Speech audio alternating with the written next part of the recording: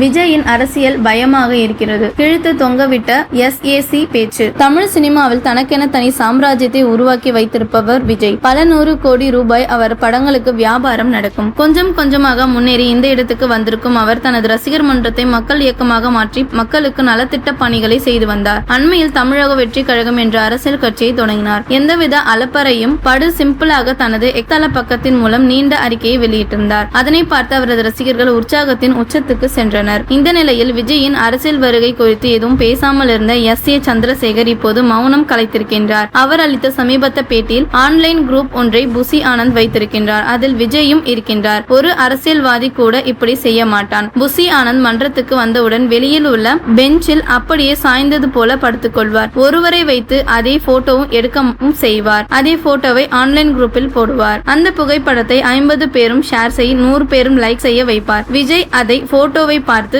நமக்கா இப்படி உழைத்து விட்டு கீழே படுத்திருக்கிறாரே என்று விஜய் நினைத்து உடனே புசி ஆனந்தை அழைப்பார். அண்ணா, நாளையிலிருந்து நீங்க என் ரூம்ல தூங்குங்க அண்ணா என்று சொல்வார். இப்படிதான் அங்கு நடந்து கொண்டு இருக்கின்றது. இப்படிப்பட்ட நபருடன் இருந்தார் என்றால் நாளை விஜயின் அரசியல் எதிர்காலம் என்னவாகும் என்ற பயம் ஒரு தந்தையாக எனக்கு இருக்கின்றது என்றார் SA சந்திரசேகரின் இந்த பேட்டி பெரும் விவாதத்தையும் பரபரப்பையும் ஏற்படுத்தி இருக்கின்றது.